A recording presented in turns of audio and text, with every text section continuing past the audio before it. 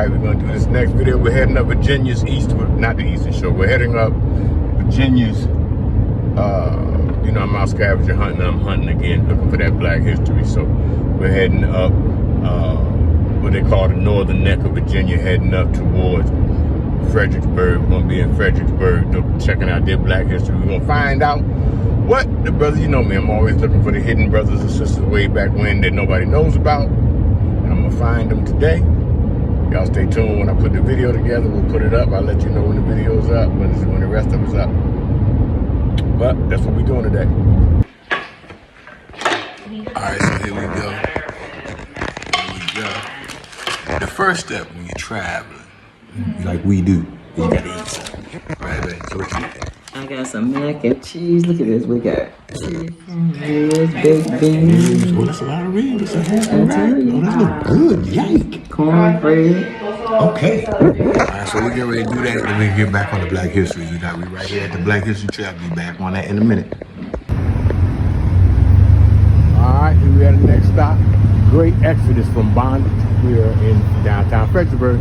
So the former Farmers Bank building at this intersection was once the home and workplace of John Washington, 1838 to 1918. Who early in the 1870s wrote a memoir of his life in slavery. On April 1862, about 8 months before the Emancipation Proclamation, Washington fled Petersburg and crossed the Rappahannock River to Falmouth, where the Union forces had just arrived. He was among the first of more than 10,000 refugees enslaved in surrounding counties who escaped to the Union lines of freedom over the next 4 months.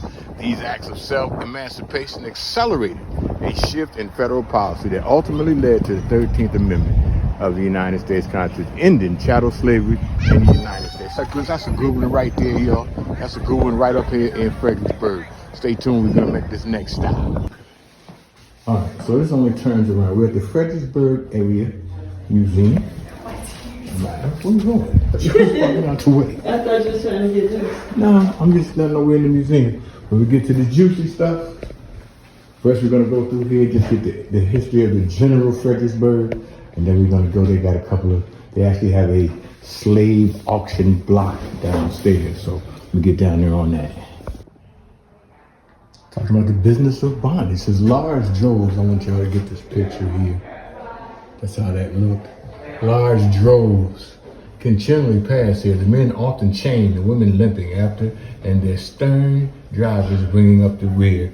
This is talking about the slavery and the sales of slaves here in Fredericksburg and the business of that slavery. We know we're all familiar with it. We're just looking at the local version. Ooh, just sharing some of the stuff in here. Check this one out. For 2 centuries, Fredericksburg people of color navigated a web of law and custom intended to control them and rob them of freedom or equality. African Americans here battled not just attitudes and customs, but laws at every level of government. In the 1840s, for example, in this very building where this museum is right now, town council passed a law requiring people of color to step off the sidewalk upon the approach of a white person. The penalty, now check this out, y'all. 39 lashes, ordered by the mayor, administered by the sheriff. In 1924, state law mandated separated public facilities for African Americans and white schools, hotels, restaurants. Separate but unequal prevailed for nearly 50 years. I'm just telling you how it went, y'all. You know how I like to find it. Okay, a lot going on here, finding a way. It says, this is the home of mail carrier. I'm gonna zoom in on these right here. Look at this, before I read this. Look at this. Note the no shoes. Note what they're wearing. All right. Then let's come over to here. It says this is the home of mail carrier Warren Lee, his wife Virgie, and their 2 children on Barton Street about 1927. Note the spiffy outfits on the boards and the well-tended garden. Here we go again. It looks like somebody did something. The spiffy outfit. What spiffy outfit? You better stand right here in no shoes. What spiffy outfits we talking about? What well-tended garden we talking about? There ain't no well-tended garden. But they always want to make it sound, like stuff was going so good, Cracks me up with this kind of stuff. Though laws and customs conspired against them, African Americans in Fredericksburg found ways to build lives, families, businesses, and over decades changed the world. And this is why I do what I do. So we can see how throughout it all, how brothers was able to come through. This is the congregation of Shiloh Baptist Church, 1925. The oldest historically black congregation in Fredericksburg, in the zone. The church's members actively supported the battle for civil rights in the 1950s and 60s. Then we're going to go over to here. Boom. Here we are, marching in the streets, Fredericksburg, 1950, civil rights. Though Fredericksburg avoided the violence that racked other cities during the 1960s, local residents still fought for change. This photo shows a quiet protest. Now, what I will say about Fredericksburg that I do like, as the lunch counter sit-ins, because they did the lunch counter, this is the lunch counter sit-ins right here in Fredericksburg, right here. Yes, the rest of the country was doing lunch counter sit-ins, so was them. But what I like about Fredericksburg, they had no violence. They were able to protest, and laws was actually changed, and there was no violence. So we're going to give a good hand clap to Fredericksburg. All right, y'all know I love this one. We're going to love this one. You know, we watched the movie about the sisters with Taraji P. Henson, the sisters that was doing the math. Here goes another sister out of Fredericksburg. She was working at Dahlgren Naval Base up the road. She is responsible for the GPS. There she is right there, responsible for the GPS. There you see it, Gladys B. There's a name, Gladys B. West. She never saw it in application until her daughter actually gave her a GPS made with her technologies, which is cool. Gotta put y'all with this. This sister on the plantation, 770. Let me read it. This Needleport sampler was painstakingly created by young Lucy Fitzhugh, probably in the early 1770s. It records the marriage of her parents, birth of her siblings, and death of her father in 1772. At age 41, Lucy's ancestral home was at Marmarian, left a plantation. This was Marmarian Plantation, and it was the slave quarters there. But look at the work. I'm just going to do that. Look at the work. I'm actually going to picture that. I'm going to do it again. Just to record, because remember in that time, people's birth dates and stuff wasn't recorded. She wove it in. Our people so creative. Another little note on this brother from this brother John Washington. Says above, listed most of his first 24 years as a slave in the Farmers Bank building just yards away from these museums. His duties as a house servant almost certainly included winding the tall case clock to your right. So one of his jobs, they know, was winding this clock.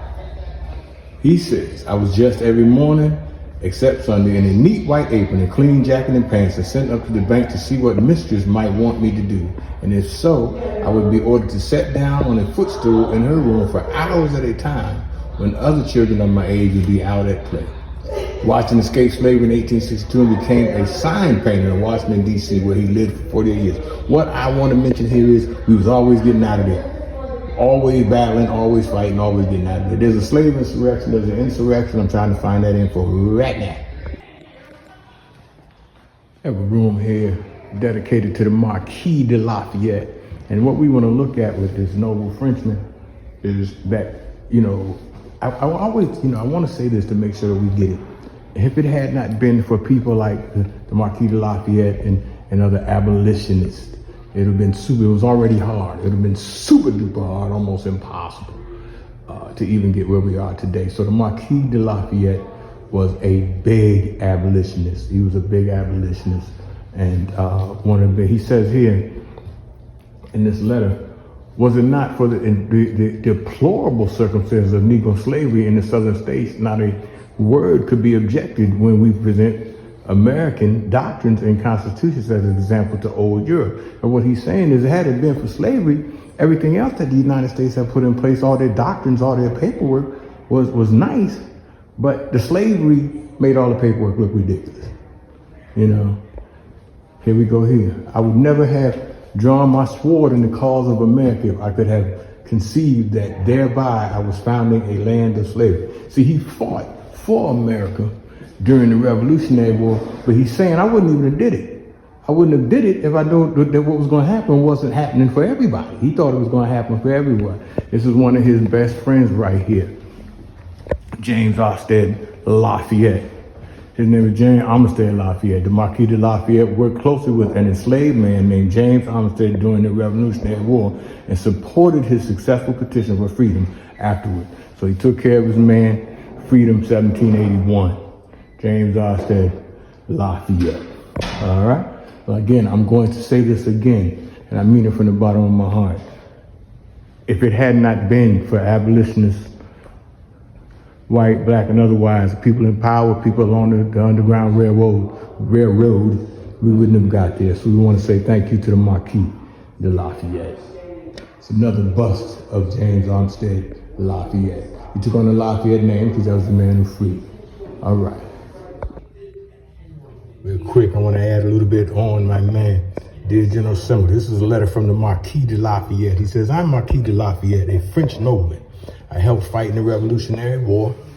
In the summer of 1781, I started recruiting men to spy. It was a risky assignment. One slave rose to the job. He would inform us what the British were planning. This key detail helped us win the war. Now listen to this information.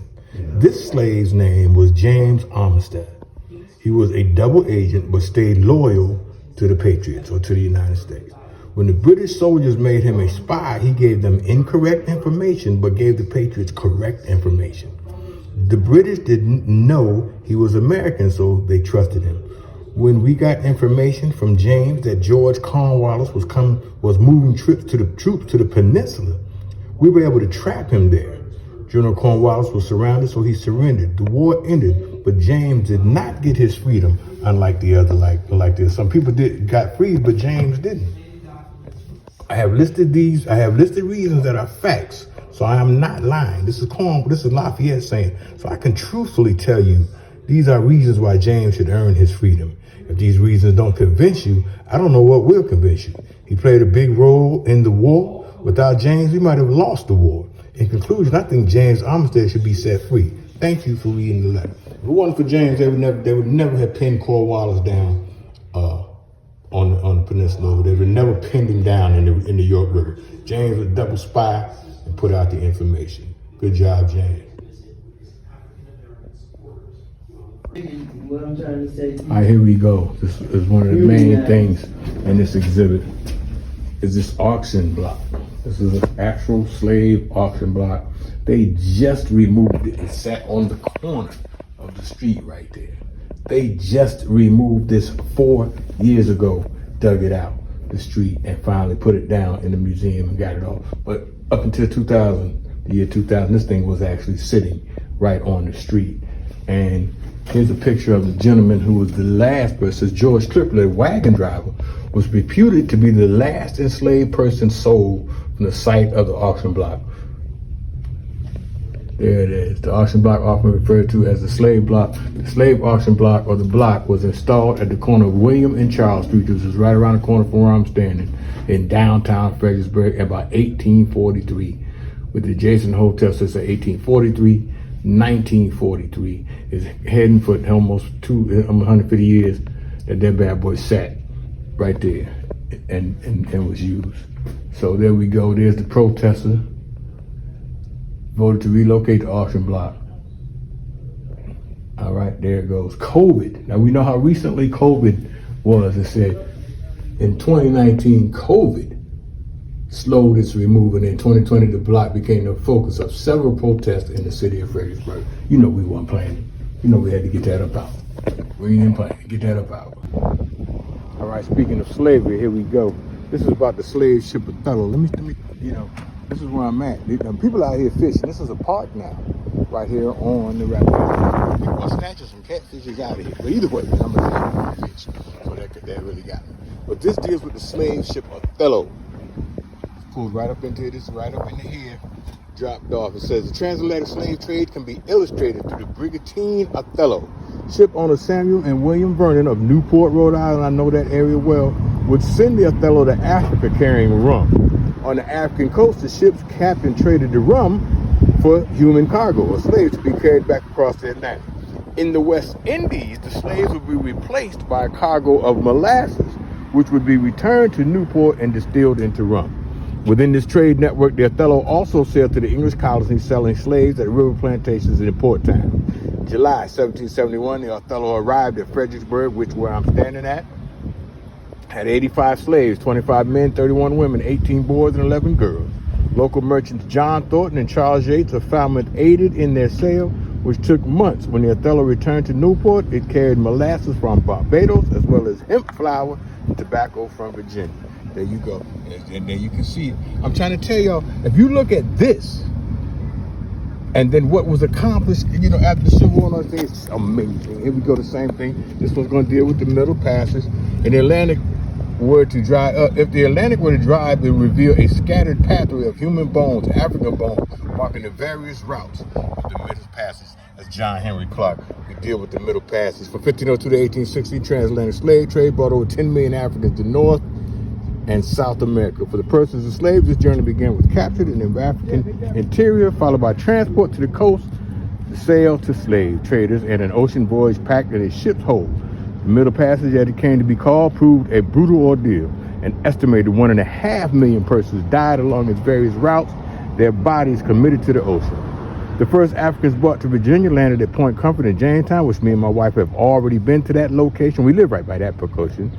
And it says they were brought directly to river plantations on the James, York, and Rappahannock rivers, all well as to ports at Yorktown, Jamestown, Richmond, and Fredericksburg. So these bad boys, these were the ports they came into, dealing with the lower peninsula, the middle peninsula. All right. All right, we still out here on this excursion, some kind of way we end up now. We heading for the mountains. Check us out. One of them you gonna do a lab in the mountains. It's not live. Look at us heading for the mountains. I don't know what we doing here for the mountains, y'all. Why are we heading for the mountains? I don't know. The mountain's pretty. I booked the hotel room thinking it was close to where I was at. It was an hour and a half away or something. I'm in the mountains. More than that. Yeah, but we'll pick it up later. About 2 hours. Well, yeah. But that's all right. We ride. All right, here we go, y'all. Here we go. We're in Culpeper. Since we're in Culpeper, and my mission was, I like the scavenger hunt for the history. Come on, baby. Why getting out? We're at Culpeper. We got 10 minutes to get into the visitor center to see. I come to find out, I made a couple of quick checks. We accidentally ended up in Culpeper. Come to find out, there's definitely some African American history, some Black history, whatever title we using for it. But there's some of that here. So we going in right now to get and see what's up. All right, so there's the wifey. We still here. Where you going, baby? Trying to find another one. Oh, the whole wall. Okay, so Culpeper, check it out. Not everything that is faced can be changed, but nothing can be changed until it is faced. Got it? This is Culpeper, Virginia, and this mural is absolutely beautiful. I guess these are Roscoe, Henry Lightfoot, Dr. Elijah Barber, Ruba Beck, Roscoe Ford, Ella Drungool, John Preston, Pete Hill, and U.S. County Sergeant Culpeper men. Culpeper had a whole thing. So they had a whole regiment in the Civil War. So let me, and then let me move this way a little bit, because I love these old downtowns, man. I love these. I absolutely love these. I can go to these every weekend. But unfortunately, the museum's closed, and she's got the information. I talked to her on the phone. She closed right before I got here. So we're gonna have to do our hunting for ourselves, because I don't even know what I'm hunting for in Culpeper. But just the fact that is there any more murals like this around? If you walk a couple streets down, there's a couple down the alleys. Okay. Yeah, there's a bunch of nice ones. Okay. All right. Thank you. Down on Main Street too. All right, we're gonna go hunt for the murals now. Yeah. All right, me and Myra, we still on that same road trip. Picked up Denise. We riding. Now we in the cap. Now we done went to Fredericksburg, to Culpeper. Now we at DC. Trying to get y'all a shot of this Dr. King as we go past, right, baby? Anything good to say to him today? Have a blessed Sunday. Every time I ask you guys something, you just have it. Okay, so there go King set up right there. See? Y'all probably ain't seen, because I'm trying to drive. All right, same trip. We in the cap. All right, last stop for the weekend. Come on, she gonna take the picture. All right. What, you live on Facebook? No, I record this for my videos. Okay, because Niceness. Can we pause? Grandma don't want her wheelie in there. All right, Sunday night, Yep. we're back in. I don't know how many miles we put on over the day, 500 or something, but we left here, we went to Fredericksburg, dealt with the Black History there. And we went to Culpeper, was able to get a little bit of that yesterday, went through the nation's capital, caught a baseball game with the Nationals. Today. And now we are back home. So we had on our matching king and queen seats with the black. We thought it was cute. We thought it was cute. Also, hold that. We've already sold out of our first run of the book. Already sold out the first run of the book. So if you want to get your order in, hit our cash apps. I'm $Chip43. And you who? $ MRS Chip 1. All right, so y'all stay tuned as we get this going. Yeah. We're trying to get a name for our channel, but my sisters, but if we know it's a woman of roles, we got that part. We got that part. Yeah, see, we're zooming on. Like I said, we've already sold out of our first run, so we got to order some more. So just let us know what you want. But we enjoyed y'all this weekend. And if you don't have the cash apps, give us a call. Let us know. We can still Hit us on your DMs, DM us or something. Yeah, all right, so. just let us know. However, you can contact us. And even more importantly, please let people know that we have these books. Please, we have these books. We're looking for names for our channel. So my kids got some names. I'll tell y'all what those are another time. But anyway, talk to y'all later. Have a blessing.